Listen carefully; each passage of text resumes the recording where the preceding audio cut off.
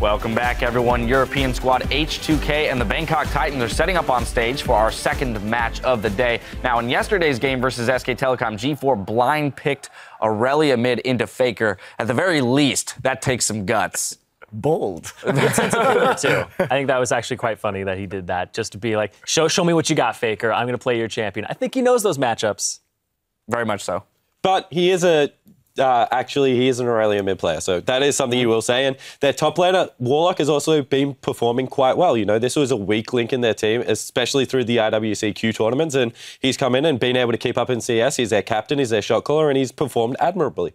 Yeah, I have to agree, except for that one kind of failed Maokai W, but other than that, he's been the only guy on his team that's really been holding up at this tournament. But did the creep die, Monty? That's all I want to know. It took a lot longer than you Eventually it died, yes. No, I don't know how many people actually use target champion only button. All right, moving over to H2K, though. Taking a look at their top laner, Odoamne, played Fiora yesterday. Yeah, he played Fiora in a rather good matchup for him against Amazing J's Darius, but he performed very well. He was taking a lot of pressure. 3 people would come up to him, and he would just put them on a merry chase and buy a lot of time. So Odoamne, as the shot caller for H2K, has been doing a lot of good things for this team. See if he can just up that and get his team on the same page for this match. Yeah, and one thing I want to shout out to H2K about is that their early game for a team that hasn't got a fantastic jungler is actually looking very, very solid. So across the board, their first 10 minutes of the game actually looks like they're on the same page and very together. Well, and speaking of junglers, they're not going to be up against much of a challenge here because 007X for the Bangkok Titans,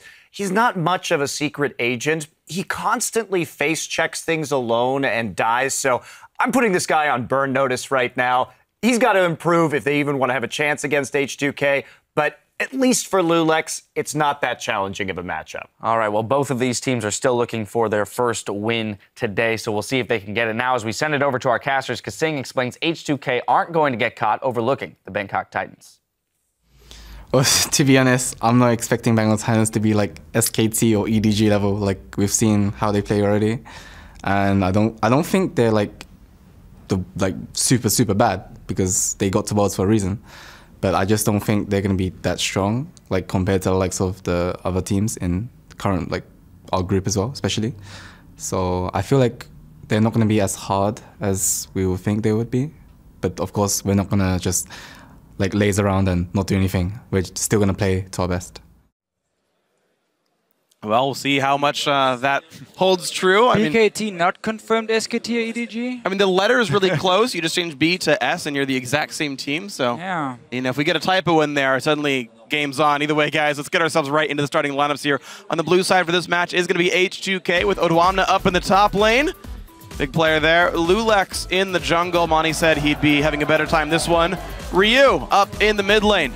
Hjarnan on AD carry, one of the strongest parts of this squad, and Kasing on support. You just heard from him saying they will try to play their best to make sure they win this one. Yeah, on the red side, a team looking to upset H2K, pick up a win for themselves, the Bangkok Titans. We have, of course, Warlock in the top lane with his Maokai, 007X in the jungle. We have G4 in the mid lane, still the star player on the team. Lloyd is the AD carry, and of course his support is Moss down in the bottom lane. A team, though, it's been very difficult for them to do anything, but same for H2K in this group against SKT, against EDG. We were not expecting a whole lot, and now really this is the test, I guess, for H2K, for both teams. Like, this is your chance to pick up a win. Yeah, and the thing is, I do think these teams were tested before, and Bangkok Titans clearly looked outmatched when they faced against 2 of the tournament favorites over against Edward Gaming and SK Telecom T1. H2K had shown glimmers of hope more in their SKT game than their EDG one. They had pulled a gold lead back, they had lane swapped better, and then one bad fight really showed that H2K were able to crumble. So, okay, this time, try to drop the mistakes out, try to close out right. Yeah, I think that obviously Bangkok Titans are the underdogs in this matchup, but when I've been looking for their games, I've been looking for these oddball picks that they have, not only in the mid lane with the Aurelia, which he traditionally used as a counter pick rather than first picking it, but also in the jungle and the top lane. They've used a lot of champions that people, when the meta has settled, have not valued as highly. Things like Sejuani, even after she has been long gone from all of the regions. In the top lane as well, one of the only guys playing it. Mundo even in the international wildcard. So, well, it's like they have a style they stick to, right? Like, 007X is going to be on a tank. He's going to be as beefy as possible, and the exact same thing here for Warlock. And they're built around this. Even Moss is actually 2 Braum games here himself, so that they have like a very specific team comp style, an assassin mid laner, a carry, a damage-focused ADC more than utility, and 3 tanks in front of it. And over and over and over, that's how they play these games. Yeah, I was talking to some of the Southeast Asia analysts, and they said, yeah, G4 can play other styles. They just haven't had success with those, right? He can play the Lulus and the Orianas, and you did see at the International Wildcard when they tried to play Poke. Maybe the rest of the team can't quite play around it as well. No, but he's the main carry. So do not put him on like a Lulu or anything, like, because he's the guy you trust to do well. The problem for him again is mid lane is super stacked at this World Championship here. Ryu in this group, obviously we would call the weaker of the mid laners outside of G4, and yet he's a fantastic strong player. So there is no easy matchup for G4, or no easy game where Bangkok Titans can say, let's just try and camp that mid lane. It should work for us. It's too predictable for these teams here who has multiple play styles, who have all the up-to-date picks as well, and that's why it becomes so difficult. And we often see these early games where it's all or nothing. Like level 1, we saw G4 try and trade with Faker on an Olaf and just go all in, basically. Just a really bad fight. Very bad decision, but it's the mentality, it's the style they have. They're basically just saying, if we do not get rolling in the first 5-6 minutes with some early kills, we can't really outplay the team macro-wise. And that's kind of true. I mean, this is what happens when you come in from one of the weaker regions, honestly. There's not a lot of competition for BKT to be up against. But a fairly new region in some ways. Yeah, they were some of the servers right? are very new. Well, yeah, I mean, like a lot of it's almost like the LCK is now, right? Like a lot of their top players left, and now the LCK is the other good Korean players. All the Taiwanese teams left and joined the LMS, and now obviously it means that suddenly these guys are on the top echelon, but it still means that their good practice partners are now all gone because the LMS teams are all playing LMS teams because the competition's better, and it takes time to rebuild. Growth, taking time to rebuild is pretty hard. I mean, growth is going to be hard, and honestly, you can see just by contrasting the games, like these guys are dominant in their region, and yet how far away they are from the likes of SKT. Well, that's also a very high one you're comparing to. Sure. Well, but I mean that's what I'm talking about, right? It's just there's such a disparity here. Right. Yeah. I definitely can see what you mean with it. I mean, GPL is just so tricky for them with now kind of rebuilding your own region in some way, even though you've been there for such a long time. Obviously, we go years back with GPL. They did still manage to win the wildcard tournament, which was a big win for them. After a fairly shaky start to the tournament, they came back in the final and looked very, very good. And that's why they're here. That's why, again, they deserve to be here at Worlds as one of these wildcard teams. Yeah, remember they overtook Dark Passage, who was favored to beat them, and also the OPL Chiefs. So they were able to overcome some odds just to make it here. And, persevering in a bracket format's good, but here, unfortunately, they've only got 6 games to play for the Bangkok Titans. They've lost the first 2. H2K is the first one that I think they can have a realistic chance of success. Still an uphill battle, but honestly, like this World Championship has been the World Championship of upsets. How bad Cloud9 looked. Hey, last year was pretty good for upsets in the group stages as well. That's but true. You're definitely right. No, you're right. You're right. Actually, we've had 1 wild card team win per year for the last 2 years running. Maybe this is one of them for this one. Maybe it's paying over in Group A. Hey, it is the team you have to beat, right? In this group, it is a H2K you have to take down. Still, H2K as a team, when we have watched them now in these 2 games against SKT and EDG, they obviously knew coming into this tournament how hard it would be to win. But we have still seen a team. Spawn just said on the analyst desk, in the early game, they've been looking good. The lane's always been on point. They make some good moves strategically, something we know they can do well back in Europe as well. But then when it comes to matching, I feel often individually, like with your decision-making, they overextend, they go a little bit greedy, they waste the flash where they're already going down, and like all these small mistakes just kind of pile up, and you get punished by the world-class teams when you make those mistakes. That's the interesting I don't mean to cut you off, but that's the interesting thing about mistakes here is mistakes only feel like mistakes when they get punished, right? When the GPL is a weaker region and the junglers aren't as good and the mid laners aren't as good, you can go for fights that work because you're just better than your opponent. When you go for a level 1 all-in against Faker, big surprise, you get punished when it's the wrong fight to go for. And unless you're kind of actually shown when these decisions are wrong, you very clearly will have some very bad decisions for yourself. So real quick, though, we are waiting for BKT to get into the game. We're working out some technical issues with that on the stage. So for now, we're going to check in with the analyst desk for a bit more in this game.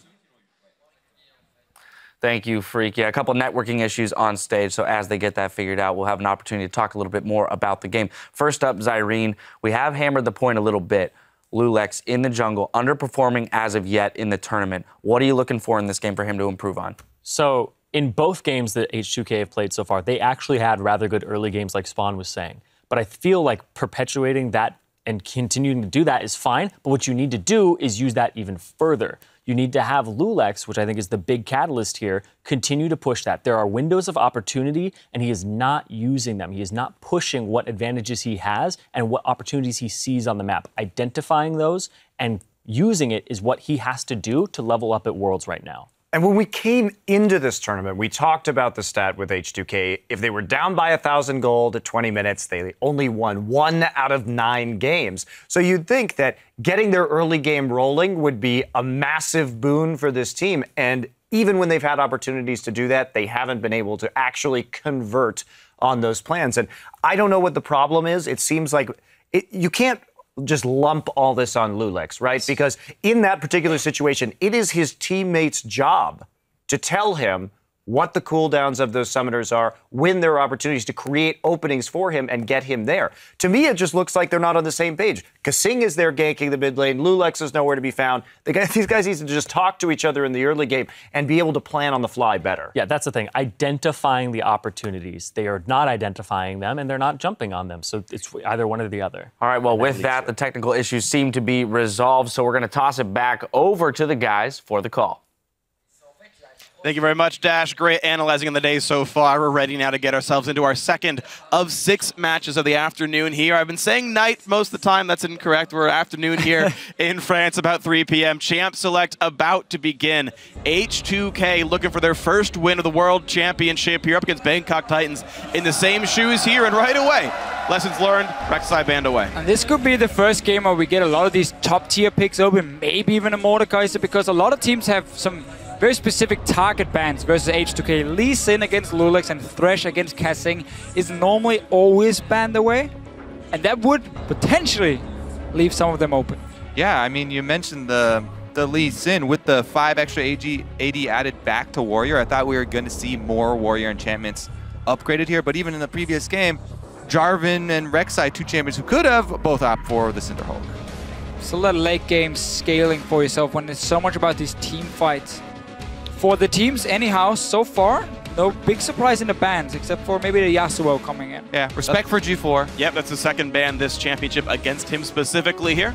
Gangplank out the table as well, no surprise. It's actually following pretty much the exact trend that SKT had for their bans. They're the ones banning all the 100%. So I want to see if H2K is going to first pick a Thresh for Kasing if it's left open. They've done it before multiple times, even though there were other very strong picks in the meta open that other teams would value higher. They trust so much in Kasing being that big playmaker, and the Lantern is so key for this team because when they do invade, because there are often some miscommunication or some problems, that Lantern is kind of like get out of jail card you have, and it saves them so often. I definitely agree. It's huge for him. He's a great playmaker with it. I would also like to see H2K try and save Odoamne's pick for a while, just because he's been so good with the Fiora matchup when he gets to choose the matchup here with the counter pick. That being said, though, Warlock almost exclusively playing tanks. Mordekaiser's open. Mordekaiser's up. We got one! Yeah. Lock it in. You have to. We don't care about Kasing's champion pool. You gotta get that. Look at that smirk. Look at that smirk. Well, what's funny is H2K. I want the crowd going. H2K is one of the 3 teams in the World Championship to ban Mordekaiser on the blue side, but it still means we're able to play it. Our first Mordekaiser of Worlds. And now we get to see exactly how Hyarna wants to play it. Let's just see the first 20 minutes here for H2K, how well they can use that Mordekaiser to take the dragon and get completely out of control. Yeah, let's talk about how you build your team around Mordekaiser. He brings so much pressure to the bottom lane, constantly shoving, and the extra experience he gets guarantees you're going to out-level your opponent, so you get to the level 6 quicker, and then you immediately take dragon. You can just chain objectives right after taking the dragon, use that ghost, run straight mid, open up the entire jungle. It's all about that early snowball. BKT didn't need to take Elise because Mordekaiser is so good at pushing his lane, so if you give the other team a setup that's really good at diving towers, it becomes so easy to camp that bot, and H2K is not even going to think about this one. Massive mistake. Bangkok Titans is trying to take away picks, it has to be Elise. I know it's your comfort pick, Lulex, but Elise with Mordekaiser, it's just so easy dives, and then you take Dragon, and then the first 15 minutes is just set up for you to snowball. Yeah, people talk about, oh, Mordekaiser, all you have to do is gank him early, but both teams know that. This is competitive League of Legends, but the Mordekaiser team are also going to send their jungler down bottom, and if they counter gank you down there, then it just gets very painful very quickly. Yeah, so again, we see takeaway picks from Bangkok Titans. They're like, okay, we keep Mordekaiser open, and we take the Thresh away from Kissing, we take away the Gragas from Lulex, but Lulex would rather play Elise or Lee Sin over the Gragas. It's because they've been banned away. He's been like, oh, well, I have to go with my third option, I guess, then, and then he went for it. So they're not really taking away anything. Obviously, 007 have played quite a lot of the tanks, so maybe it's also just for him a stronger pick, but I mean, this is such a problem. Look at this here, Alistar Elise. We just talked about how getting tower divers with a Mordekaiser, we're gonna have a party in the bottom lane. It's going to be fun, but I mean, that's what I said in the pregame, though. BKT plays BKT style. They play their set of champions. They're much less about really stealing picks away. Some situations like the Thresh take right here being part of that, where they can, but really they're always going to play the same kind of style. G4 now, if he's going to play an assassin versus the team fighter, and I think he should play like an Azir or a Victor, something long range, something very control magey, so that and wave clear. Yeah, so that Mordekaiser and Alistar and the pet dragon can't knock these turrets down. The thing is, you can't clear a dragon. I don't care how much wave clear you have. Throw all Smite top, bring it back. Whatever champion you are, even throw your ultimate at that dragon at level 6. You're not going to be able to take down. Like, it's going to pout. That is, when I saw the design originally, I was like, oh, it's going to be a cute little baby dragon. No, that's a full-grown actual dragon that he gets. As soon as he hits level 6, then they take the objective, if they take the objective. Yeah, you need just something that can maybe slow down H2K in that early game. You know there's going to be so much action in the bottom lane, so lane swapping potentially for Bangkok Titans would be like, okay, maybe we can try and slow down the early game a little bit, like a freeze up for AD carry, make him a bit stronger so this Mordekaiser won't go that crazy, but he doesn't really care because then he's on the bottom side with Dragon Control already just from that happening. So it's so difficult now for them with how they want to play it out. I think Mordekaiser is fantastic when it comes to getting the outer turrets down, like the tier 1 turrets. He does struggle a little bit more when it comes to the next one. It becomes a little bit easier to play against him, but that counter. See, saving the last pick there for Odoamne. What we are looking for, uses it on the Riven. Now, Riven can choose the engage on the Mininar form. It is difficult for her to catch, though. If you're actually very quick and if you do have the confidence that you've got jungle protection. I mean, at least top has a reasonably long cooldown, so there's the chance that you can catch him between those. This is actually just a confidence pick here from Odoamne and the rest of H2K. If you bring Elise early, then Riven can snowball, but normally... I mean, you want to go with Mordekaiser. Yeah, normally, I don't think that we would see them opt into this matchup. So, Riven is a champion that Odoamne coming into the EU LCS playoffs, he spammed it. He practiced so much, he never got to show it. I think this is him again, just testing it on stage, again, against a weaker team on paper, being like, you know what, I'm going to try and take this matchup. I'm going to see what's going to happen. Yeah, I've talked to a lot of top laners that actually pick Gnar into Riven. Oh, wow, interesting. So we'll see how and who gets the better of this matchup here. And this one, there's also, I guess, a chance that Echo can play top lane, Riven can play mid, though I don't think that's going to be the likely one here. Bangkok Titans twisted fate for the mid lane in the last one here, so they've got a lot of pressure on these side lanes. So I like that pick. Again, Wave Clear might not save you from the big bad dragon, but at least it can help you a little bit. But then you have something now that can respond to the aggressive dives on the bottom side of the map. You have something that can gank a Mordekaiser and try and maybe keep him down in the early game. But this is also the second game now we see Echo being picked as the blind pick mid laner. Because again, he's supposed to be that safe option coming in. We saw it from EDG, we've now seen it from H2K. Yeah, this composition from H2K says they are not planning to get behind, ever. This is... Do you ever plan to get behind? It's also 5 melee, by the way. If you take a scaling comp, then you bring Wave Clear and you are planning on having to deal with getting behind. Yeah, that's fair. That's fair. I even dropped my pen because that argument was so good. Just dropped it all out of your hands. I got another one. Don't worry, guys. I got a backup pen. Yeah, I mean, and just to emphasize, not being behind here, the only range champion they have is part-time on the job. Their Elise can transform back and forth. So a full melee comp here from H2K. Meanwhile, Bangkok Titans here going to do what they can. And I, by the way, believe that they're going to have to lane swap this one. Thresh Vayne cannot wave clear at all up against the Mordekaiser here. That matchup itself would have to be ganked to even have a chance at winning that fight. Sure, I think a double range matchup with Vayne is okay to try and kill the Mordekaiser, but then you got to worry about the jungler coming in. Yeah, and Alistar can heal. Either way, guys, we got to get ourselves into this game. Of course, you guys at home can tweet in your own prediction on this one. It's going to be hashtag H2K win or hashtag BKT win to let us know how that one's going to go. H2K are the favorites on this one, but if there's a chance for Bangkok Titans to win, it is this matchup or the rematch next week. Didn't make it easier for themselves by giving Mordekaiser the perm ban champion until now. Are you excited, Deficio? Always excited for Mordekaiser. I can feel it. See, the thing is, usually when you're like, oh, there's a problem in the bottom lane, Twisted Fate is going to be a huge bonus for the opposing team because any bottom lane that's constantly shoving, oh, you're going to teleport down there. But there are double teleports for H2K to answer. Plus, by the time that Twisted Fate hits level 6, Mordekaiser will also be level 6. And you have to be very, very careful about ganking down there. The best thing about Twisted Fate is not that he can actually teleport down bottom in this case. The best thing is that he can reveal the positions of all of the H2K members. So you can see if Lulex is down bottom. And if he's not, then you can decide to commit. This is big, though. H2K is calling the lane swap. You can see where Vayne and Thresh are headed on this side, but look at Mordekaiser and Alistar. Oh, yeah. They're going to end up meeting it. And again, from what I've spoken to pros, there is not a 2-on-2 lane that can actually handle the hard push of Mordekaiser Alistar. Even if you can try, you get worn down too quickly. Yeah, so the thing that happened with Mordekaiser, when he just got reworked and there was no nerfs coming in for him yet, he could literally just push every single lane and out-sustain you. There was just so little you could do against him. But that has been toned down quite a bit.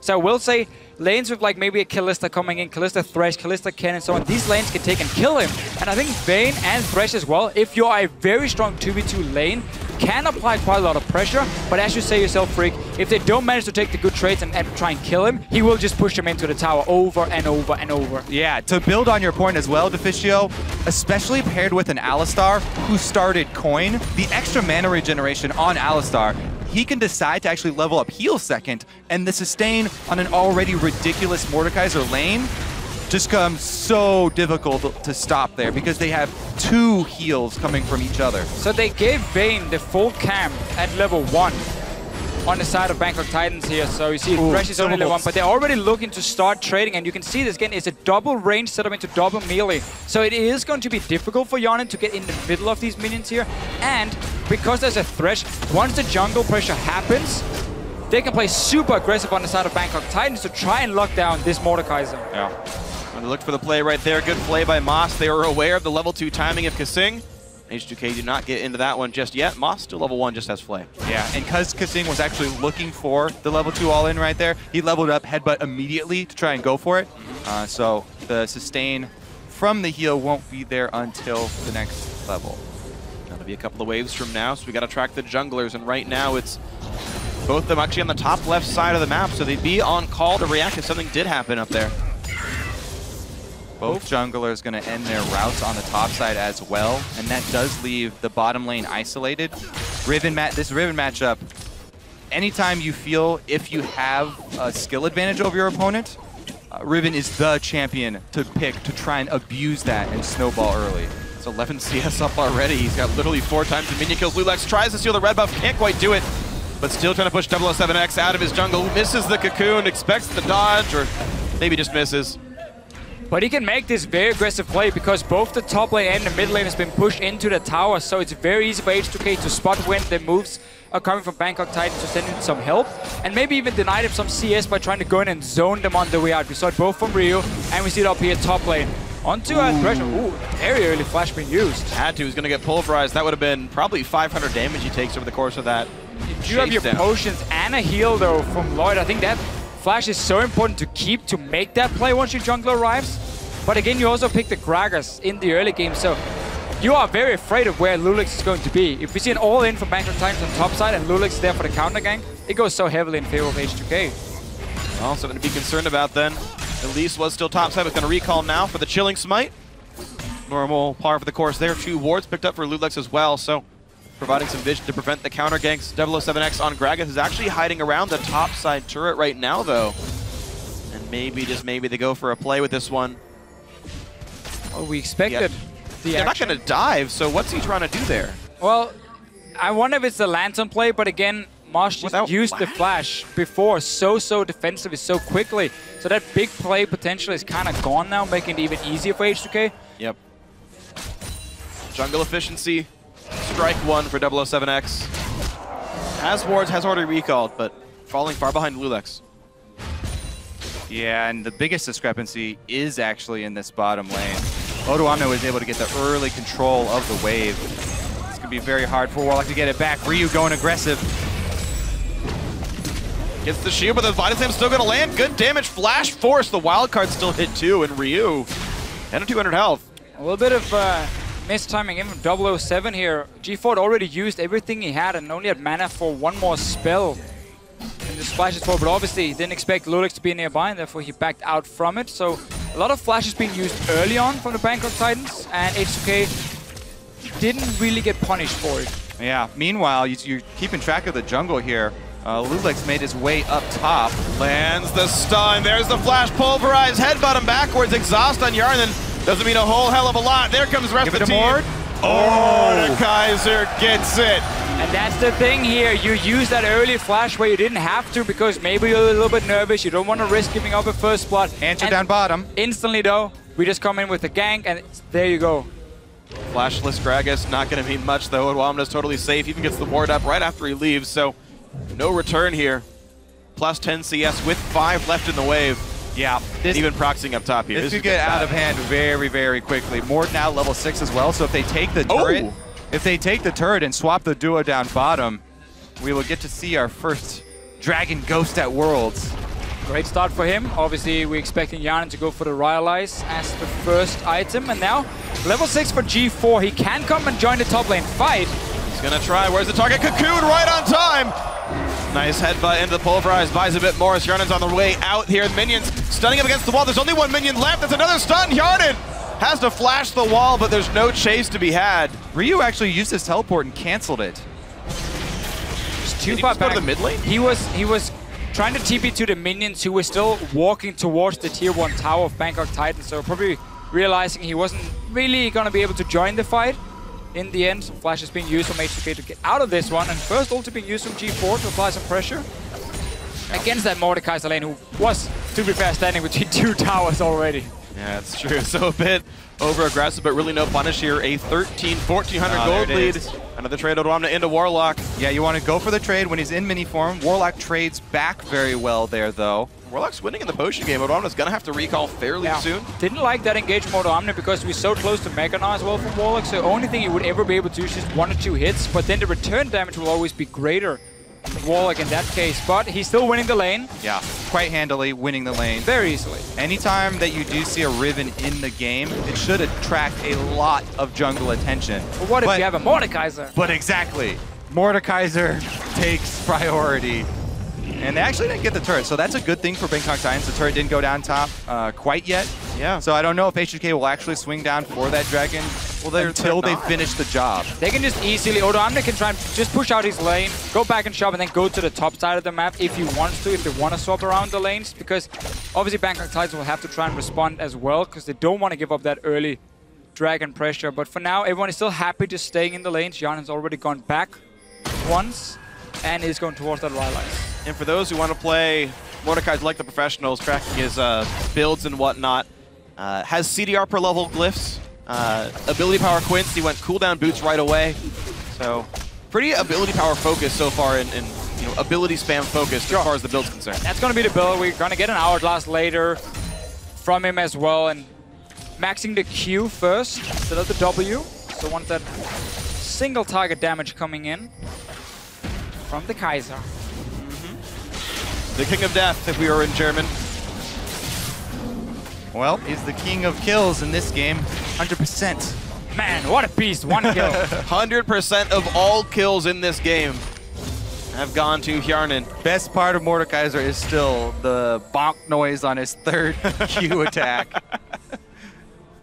It's the most deceptively threatening sound Yeah, in the game. it actually is kind of interesting because... Okay, well, let's see here. Nice repel, though. forced out. Dodges the wild card, and Ryu's coming around. Another stun's gonna land, and ooh, forcing the flash to get away from explosive cask. We're seeing still, glimmers of hope for Bangkok Titans. Certainly one of the closest game they've had so far at Worlds. Yeah. So, anyway, speaking of tricks from Mordekaiser, he has very few tricks because, he's a fairly straightforward champion.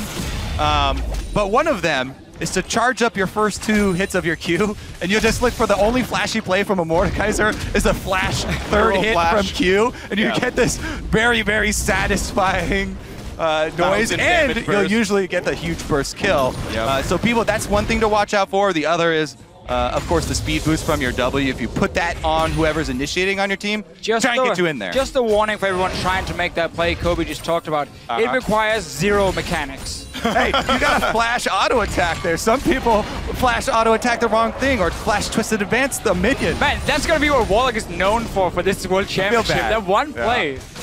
He was good yesterday in the game against EDG, SKT. Oh, wow. Just by walking forward, Lux wasn't even in range yet. They forced the teleport from G4. Had home guard, will land in the stun, but a 3-man pulverize says hello. G4 is gonna be the first ghost of the game, and here it is. Maybe they can chase a bit more. Ryu is in. It's not a dragon, but they're going to be killing everyone all the same.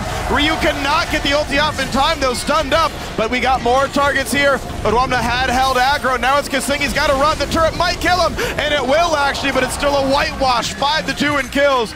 A double for Warlock, but way more for H2K. Yep, they're going to get the tower after that as well and continue pushing on number 2 here. 007 runs for the mid lane to pick up the minion. Go, G4, go! He's turned against him. And now he's gonna go kill himself. All right, 1v1. No! Oh, he didn't kill it, it's the ghost. H2K, Hey, keeps home guards, though. He's gonna be belting out of that lane. Let's see again what happens here. So, Bangkok Titans looking for Kasing, but again, it's onto the Alistar. He doesn't really care. 3-man knock up. Everyone is here from H2K. TP's coming in. Loads of them in the game. Now you have the Ghost. I mean, from here on out, it's almost impossible to fight the Mordekaiser. Once you get that early Ghost, then it just becomes a massive dive fest. Yeah. They actually could have pulled this off even a bit better. Odwamna could have kept doing damage there. Stays on the outside, and after he drops turret aggro, it goes on to Kasing, who can't take more than 2. Now, yeah. Another attempt in the bot lane, though. G4 trying to make the play. Flash stun. They caught Odwamna. Do they have enough damage, though? The flame does not hit. He's running for his life. Yarna gets a kill. Now there's a Gragas Ghost trying to wreak some havoc in the backside. Here comes Ryu. Good 1-for-1 so far. Lantern keeps him safe. Kasing can't get in. All right, so far the Ghosts here, they're growing in size. We had the Twisted Fate first, now the Gragas. We need a Dragon next. I mean, it's so disappointing. Yeah. Maybe a Mega Gnar. Might be bigger than Gragas. Would that stay in the Ghost form now? I actually don't know. I've actually never gotten a Gnar Ghost. Blood red. Sorry. Have you ever played Mordekaiser? About 8 times. Are you lying to us, Brig? No, I've played a Keep it secrets. single-digit number of Mordekaiser. Yeah, I don't want to actually let it be known until the finals. Then I'll bring out the real Mordekaiser knowledge. All right, I'm going to go ahead and guess that it does not transform. All right. But that's all I got for you. Good guess. We'll find out. I'm sure there's plenty of tweets about this one. I'm sure the match has been played before. Either way, though, H2K just turning the screws as best they can. Bangkok Titans have gotten themselves a dragon, and they have gotten themselves 3 kills, but H2K are doing nicely for themselves. 6 kills, 4,000 build up. Bonk! I love it. G4 getting really pushed around to this lane. He's been able to assist the others fairly well. Yeah, early cooldown reduction boots for himself, so he's been using more time in the side lanes than he's doing mid lane right now, but that's basically what he needs to do, and just try and get some kills for the team. You said yourself earlier, Freak, there's been more action for Bangkok Titans and more, should we say, normal fights, and not just these crazy all-ins one-on-one. They've been trying to coordinate as a team, but so far H2 have been ready to respond, and it's all been around the Mordekaiser, who's sitting on 2 kills and 4 assists. Oh, Ryu. Oh. Baited. I have a better guess for the Gnar interaction, by the way. So, okay. Oh, hold on. We're gonna have a fight. Yeah, we're gonna have a fight first. Who wants to open it up? 007 does. Knockback out of Lulex. Repel gets him not very far. The box will hit. The kill comes through to Lloyd. 1 on the Vayne. Hook goes wide. H2K looking to still push 4v5. Bangkok Titans used many ults, but they've got a Mega Gnar bar. They've also got a Riven behind them. Odoamne decides not to 1v4 try and cut them off, though. That's not a proper Riven player. Yeah. But they were driven away from the turret, so all well for H2K. 3 kills to nothing. Turrets to nothing, rather. And all's well. Okay, so Story time, Freak. Hit me. Mordekaiser Ghosts always inherit character passives, Okay. which includes things like Narbar. Yeah, yeah. So he can actually turn into Mega Gnar while a ghost. But how would the ghost... Okay, okay. It auto-attacks, Sure. it takes damage. Does Tryndamere Ghost charge up Yes. Rage and get critical strike? Rage is at... Yes. All right. Say yes. All right. So we need people to tell us the Freak is lying to us, because I mean, I feel like he's giving me a lot of hope Wait. here, a lot of cool No, information. The but passive is the when you're low... No, the passive is the your, rage your generation, resource yeah. bar is definitely different from your passive. Yeah. Okay. Yeah, but... I mean, part of the character script is literally what your resource bar is. True enough. Yeah, you inherit, like, char.ini. I like the bold statement, though, Freak. Yeah. Stepping out there. I mean, I was in Riot, like, when we made Mordekaiser, so I'm actually aware of, like, some of the scripting behind the champion. You were in Riot, in the building? Yeah. I mean, I worked at the company by then. Yeah. Production tells me I'm on target, by the way, so all is well. I really hope you're still might be a wrong time about better all this behind me, though. Mordekaiser stuff. I don't know if I should stay on target for too long. Maybe it's going to go badly for me. All right, the Bankok 6,000 Titans still. I mean, Yeah. again, they keep trying to look for these plays. There's all 5 members coming down, just trying to look for fights. I don't think Yanin minds too much, though. No, I mean, he's just happily pushing around, being level 11, tied with his other solo laners here. Kasing, by the way, I actually want to point something out here. It feels so bad when your Mordekaiser and your support roams, because you can't use not only your Relic Shield, but also the W, which is like your main skill. He's actually... It did get changed. Only 1 point in the W. It barely does anything you can solo. It's a bit better, but it's still pretty crap. 007 forced to run away. Kieran is 1-pointing the W, by the way. I feel like after we called out, he wasn't playing a lot of Mordekaiser. He's just showing us all these cool things. Really trying to one-up. Like I said, I've played 8 games of Mordekaiser. Laning is something I'm aware of. Killing a Gnar, I'm not. I do know that the Zhonya's rush second is a bit odd. Yeah. The cooldown reduction is really important for him, so you can definitely see going for the cooldown reduction boots. But it's an interesting choice actually going for the Zhonya second. I think it's fair enough, especially when you're getting really far ahead, and you're already gonna have so much damage. If you're just gonna be unkillable at the same time, you can play super aggressive. Obviously, H2K's lineup, we have the Talisman on the Alistar, so it's gonna be popped, and we're gonna see 3-4 guys to try to dive in on the back line. Lloyd is gonna be targeted probably every single fight, and if you get that Ghost for the Mordekaiser, it normally is a guaranteed win in these team fights here. I mean, I do like AP heavy Mordekaiser. I think it's actually one of the better choices in build. For sure. And AP items, I'll give like the same amount of AP for the same amount of gold. So, of the AP items, Riley's first, then Azonia's, I feel like makes sense. It But does. if we see more Mordekaiser, maybe there's going to be better builds coming out. I mean, there's a lot of different things you can build, and often when you have a champion that you consider so strong, one of the big things is that you can often build a lot of different items and you will still be very useful. It just depends on the situation. Are you against heavy AP? You go for a Business Scepter maybe for yourself. You want more movement speed, a Twin Shadows. Drop my pen again for the second time. Abyssal Scepter there is definitely one of my favorite items. It's so cheap and so cost effective. Especially since Mordekaiser is melee, is going to get right into the thick of the fight. Really get a lot of value out of that AoE. Meanwhile, Kjarnan just happily farming off on the side. Trying to be the brains of the organization. There we go. Nice cocoon off on a Moss, but just building max CDR. Actually, no team out on the build. No lifesteal either, but Black Cleaver and a Brutalizer. Even though he's got no physical damage to support, still wants to shred a bunch of armor for his teammates in some way. Here we go. The first Dragon Ghost of the game for H2K. Yeah. The dangerous thing about, it's really hard for Bangkok Titans because you don't want to have to go through the jungle to fight that dragon fight, but if you don't, then the dragon's going to come straight up mid lane, and you're going to have a real problem defending your turret as well. So almost giving up like an objective and a half. All right, let's see what they can use it for. Looking for the mid lane, but that wave got cleared. Lich Bane already done for G4, so his single target damage is much higher. I took some damage already. Down to 3,100 health. And nearly kills a bunch of caster minions. Well, they just need to get him over to a tower. Start pushing onto it. Oh. Want to make sure it doesn't go down. Playing very safe with it for now for Yanin. You know what's interesting? We talk about new champions and players having to adapt to new things. How often do minions have to face dragons? Like, this is a new experience for the minions as well. Will they even react properly? There we go, turret being attacked, and they just can't kill this dragon very quickly. 2,400 health still on it, and the dedicated focus comes through, but no, it despawns in time. Nothing was gained from the dragon at all. H2K is like the worst siege comp ever. Like, you have a melee mid lane, a melee top lane. It's 5 melee. And then you have to at least be like poke for like 20 damage, and that's about it. And then the dragon. We set that up to be so big. The dragon coming down mid lane, and it didn't do. All right, Odoamna though got pulled in, and here comes the engage. They're focusing him down. Flash the way will survive. Meanwhile, Kasing is up in front, but he's not the one holding turret aggro. He's instead just kiting away on the Vayne, but he's still going to go down. Turret picked up, but a couple of revenge kills. There's the stun. Lulex forced to flash. Warlock does have his own flash, but he's getting slowed so much he can't reach anyone. G4 doesn't run fast enough, and the Echo Q. Ryu saving many of his teammates there. The H2K going in for the dive and then suddenly realizing the tower was still alive, so they started hitting both things. Odoamna had to flash out. Obviously, he got engaged on at first, forcing that move from H2K. Now going in again. Flash engage, they pull it in Yarn, and he's going to be going down. Picked up one, the TP. Doesn't mean anything. Why did Odoamna even finish that channel? Yeah, big swing here for Bangkok Titans. They're able to punish H2K. It's a fairly severe mistake right there, and they do give up the mid lane turret. First turret there for Bangkok Titans is going to give them a little bit more gold to work with.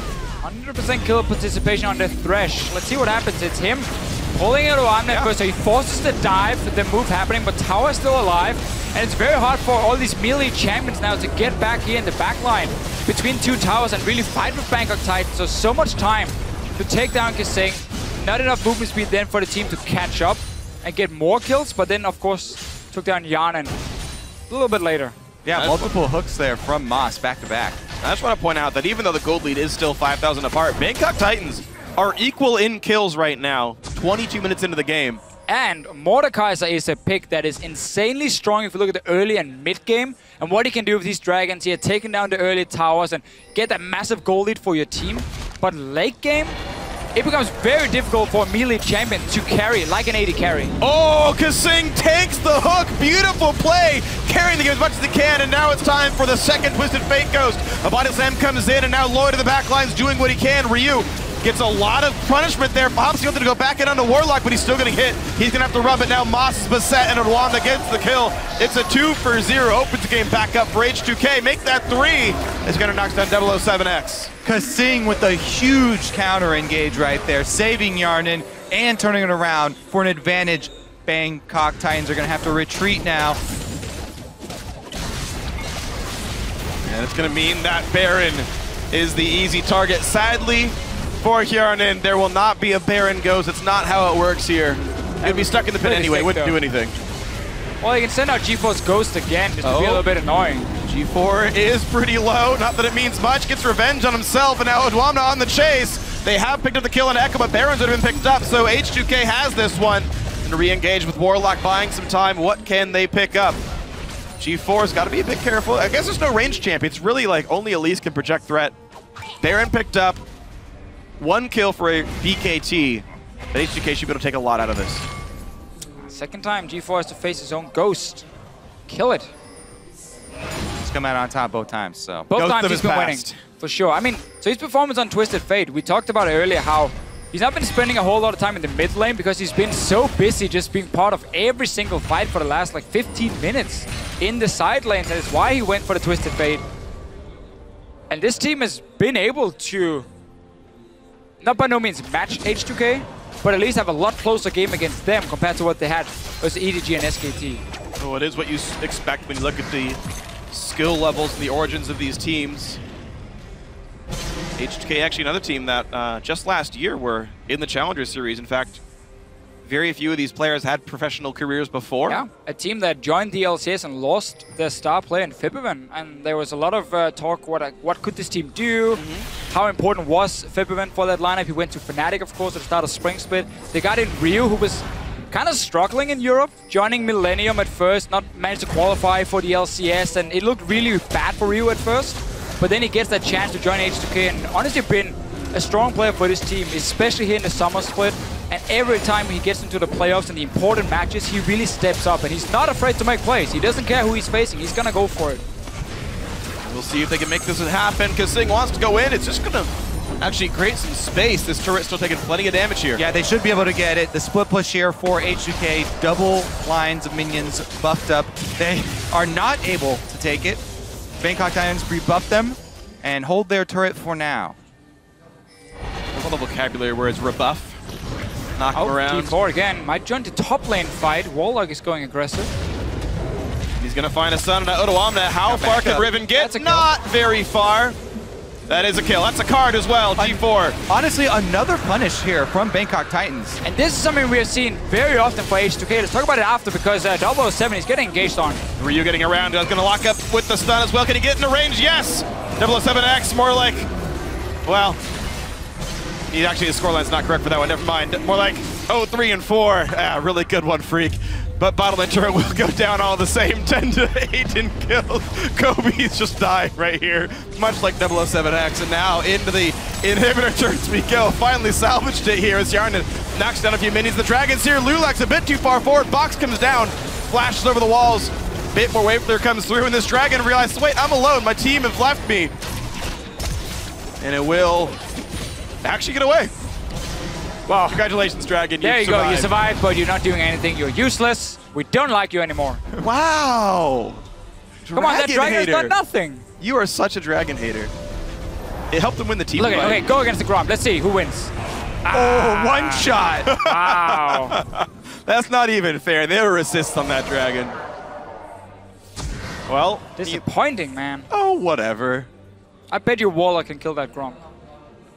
Of course he can. Let's look at Warlock. Oh my god, that's not even... I can't believe you. Well, he just killed it. All right. Well, the Gromp died. Warlock confirmed better than Dragons. So if you got to think about role-playing... Ooh, that was close. Yeah. H2K, though, honestly, they keep on making mistakes trying to close this game out. And Bangkok Titans are quick to answer. G4 with his teleport on Twisted Fate. Continually chasing them down, getting small pieces of gold back for them. Yeah.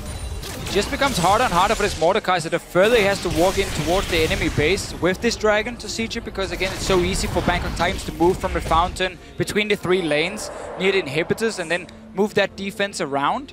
So when you have this all melee lineup except for Lulex, sieging is not really your option anymore. You gotta just force a fight around the Baron, get Bangkok Titans out of that base, take that 5 versus 5, win that, and that's how you then move on. It's going to take him a while, though. Baron Nashor is still dead for a while. That's why we see the fight right now taking place over the placement of wards inside the red quadrant jungle here for Bangkok Titans.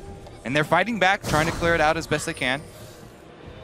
Barely got anything really in terms of gold, 2,500. It's very low amount compared to the average we saw. I mean, yesterday, I believe we were about like 4,000 on average when it came to plays where Baron was still on the team like the full duration. Right.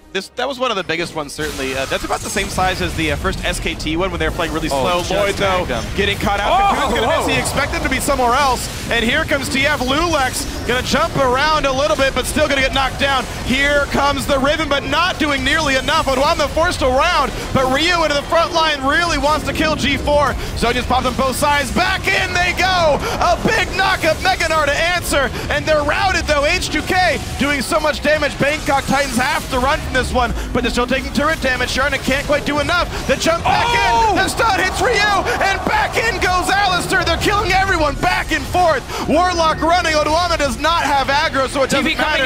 The TB coming in. They don't kill the turret. Yes, they do. They stop it, and Moss goes down. Warlock's next. Almost everyone. It's everybody dying. Getting that tower down and canceling the teleport was so key for H2K, but once again, they engage on, or they start a fight. Yana was running from mid lane. He wasn't even close. And Bangkok Titans, they're keeping it very even in these team fights. Yep, but now H2K are going to be able to 3-man take down this inhibitor turret. And G4 just has to throw cards from a distance. Wow, queued up the stun perfectly. Goodbye, G4. There's the ace. There's the H2K swag coming up from Kissing. He is playing absolutely amazing as an individual here. Definitely and he's leading his team to a lead. Saving the team every time they get a little bit too deep or step out of line. Kissing is here to create a play. We talked about Ryu before, how he joined the team when they came into the LCS, replaced Febiven. We didn't get to see too much from H2K in the start of the Spring Split until Kissing joined. And we got the whole Kissing effect.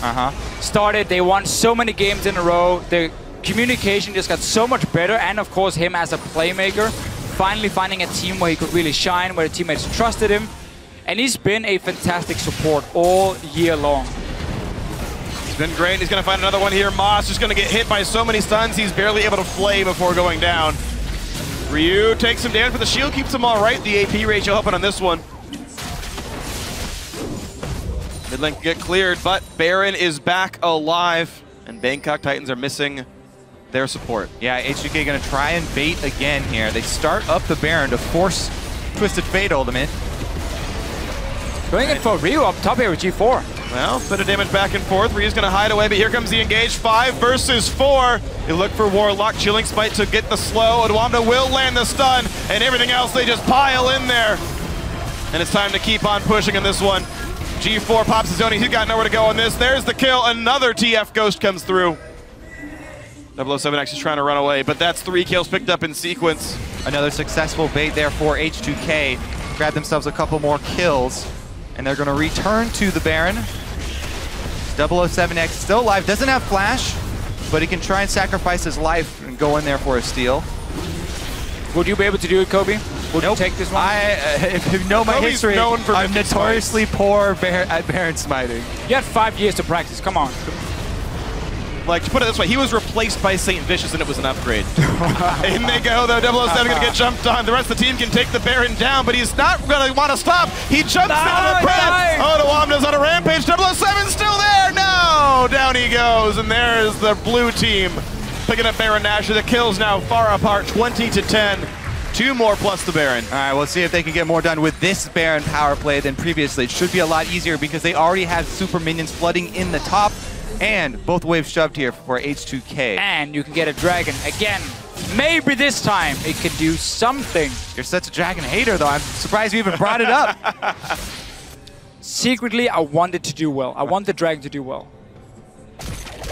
Positive reinforcement from Deficio here. How to train your dragon. Hopefully next time the Baron power play can be gold earned plus dragon ghosts. I mean, this is going to be the one. What's the dragon ghost power play? That's what I want to know, you know, over the course of this game. So they didn't get a mid tower, or they did after the What about fight, the G4 play? Oh, dear Lord! He's going to go down, and he can just run and hop and skip and jump away. Pops the H2K swag, but it's not going to be enough. A shutdown comes through for Lloyd. The unseen Quicksilver Sash is indeed the deadliest. If you go in expecting to have the stun lock to work with, Odwamna turns it around on him real quick and able to pick up the kill. He does end up going down, but it allowed the shove here from H2K. They're inside the base. Another inhibitor going down. And if you're looking for a stun lock, unfortunately, it's still Mininar here, so he can't have one just yet. A nice Zhonya's Ryu buys some time. Mid lane goes down to the dragon, and now that dragon is into the fight. Moss getting chased down by Ryu shouldn't be a hard one for him. Hjarnan steals the kill away, as is his right as the Mordekaiser player. Big engage from Kasing, knocks up 3, and the dragon is still chasing the enemy AD carry. Lloyd's got to be careful, and down they go, a double kill. The dragon value is big on this one. All is well. There's a triple kill. They're going for 4. Now will it be the pentakill? Go, dragon, go! Mordekaiser. The dragon takes it. In they go. Warlock says no. A double kill for him. Hjarnan tries one more time, but it's not going to be happening. Odwamna just not good enough to give his Mordekaiser a pentakill. There's the Warlock stun lock. Gets the shutdown. At the last minute, they kill away some of H2K, but it's not going to be enough. There's the Nexus. There's 1.5 million minions. And there's the game. H2K pick up their first win at Worlds. And Mordekaiser got his first win. Undefeated. Was first picked. 13-2-10. I mean, a good scoreline as well. We played around him pretty well. I think this entire game was just one big team fight around Mordekaiser. Yeah. No matter where he was on the map, we would just see everyone be there and try and fight. The Dragons wasn't the key thing here for Mordekaiser. Something to be desired there. Yeah, well, Bangkok Titans tried to test H2K's mettle, but Mordekaiser is the master of it, so unsurprising that H2K came out victorious here. And that's going to do it, by the way, for all the Week 1 games for these teams. Now, every single team from Group C is on break until the next week's group stages. Yep. And these guys now have about 4 to 5 days to prepare everything back again and say, okay, here's the last run of the group stage. Bangkok Titans 0-3. Sure. Not a good start. H2K still have to hope for that one kind of upset. Yeah, H2K can go back and still rewatch like the SKT and EDG game and say, what did we do well? Let's try and do that again, but where did it go wrong? Were there a few openings we missed? Weren't we confident enough? You know, was it the pick and ban phase? Because they're still obviously going to chase towards getting that second spot, getting out of the group. Let's just say EDG loses again to SK Telecom. Suddenly, that one match is going to be so key between H2K and EDG. Yep. But it's obviously still going to be so difficult for Bangkok Titans. I like that we saw a different kind of game from them. This was not the, hey, let's just have a bit of fun and try and go all in.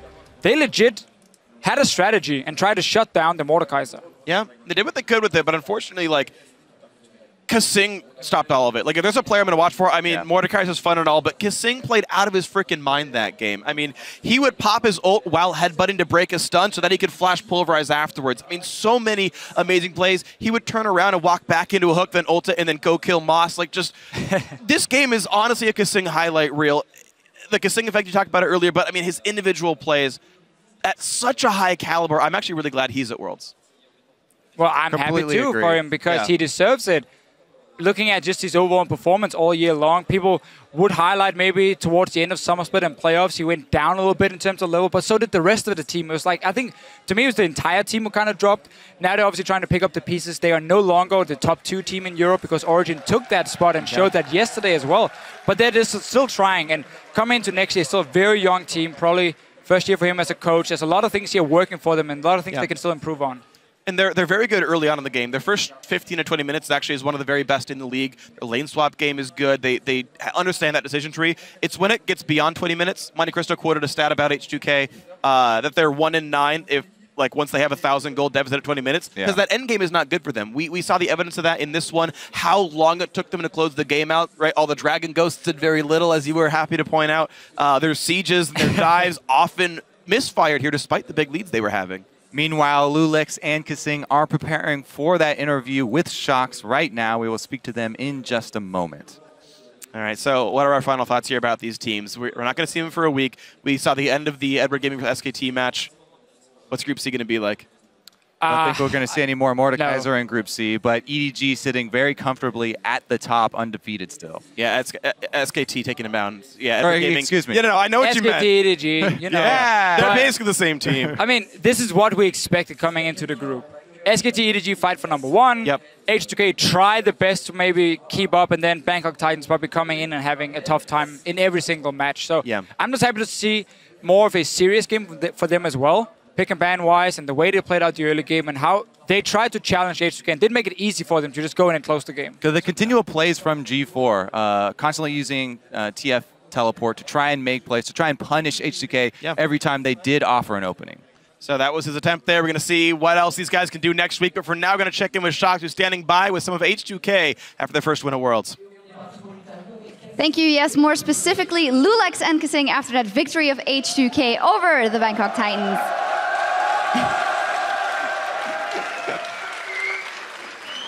Let's dive into the game a little bit, because Mordekaiser was left open for the very first time. Did you guys tunnel on that very hard because of it, or were you prepared to go and play with him? Well, to be honest, we didn't expect Mordekaiser to be open because Mord has 100% pick ban rate. So I assume, we're never going to play Mord. But when they left open Mord, it was kind of like, Mordekaiser is super OP right now. So yeah, we just picked it. Super OP, yet it came close in terms of kills and Bangkok Titans' engagement overall. How did you live the game? Because you guys were the favorites coming into it, but at some point it was pretty close. I think it just comes to the fact that we didn't get much practice with Mordekaiser in scrims because it's usually banned, but since it's 100% banned, we just felt forced to pick it. And I mean, we just knew it was OP. We just had to play the comp right. They got the first Drake. We just needed to get the other one, and it happened. So a lot of 5-man knockups by Alistar helped a little bit as well, Kasing. Just a bit. Just a little bit. Stepping away from this game, you're now 1-2 in this group. It's safe to say that you're total underdogs in this group that is very heavily stacked. You guys went to boot camp in Korea after the group draw. You tweeted, I don't know if it was serious or not, you guys tweeted, well, it's over, boys. GG. Has that changed at all? Because honestly, you put up a decent fight versus EDG yesterday. You have a win here, and you have some time to practice now. Well, I don't think it's completely over because we have to play against us if it's actually over. But I mean, at the time, we were just very good because we had SKT and EDG. But I still think we can maybe take off a game from one of them. But hopefully, you know, we're lucky. Yeah. Lulex, what do you think? Yeah, I mean, in the day of the announcement, we were a bit depressed and stuff because this was really unlucky. But then we reminded ourselves that it's just a best of one and anything can happen. So we just kept on trying in Korea, and I think we have a shot. Obviously, Lulex, for you personally, there was a lot of criticism on your play from all sides coming in at the end of the season. How have you personally dealt with that? I just try to ignore it, honestly, and just try to focus on my game and improve.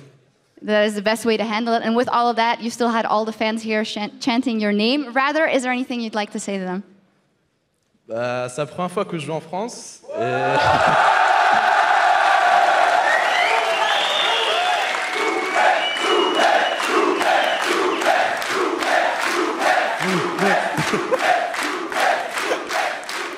Et voilà, et franchement, je me trouve super et on a encore... ouais, on a encore une game contre EDG et SKT et on va tout donner pour pas vous décevoir. Voilà. A big thank you from Lulex to the super fans here and saying that they still have a chance versus SKT and EDG, and he's going to try not to let them down. Well, you guys have a win on the board already. Thank you guys so much. Congratulations. We're going to take a quick break, but when we come back, it is about in Group D between LGD and KT. Don't go anywhere. We'll be right back. Look behind you. Look at here on his face. Implemented now. Do you like that, Yana? I'm so cool there. Lands the stun. There's the flash pulverized. Headbutt him backwards. Exhaust on Yarn. And doesn't mean a whole hell of a lot. There comes the rest of the team. Fight. TF.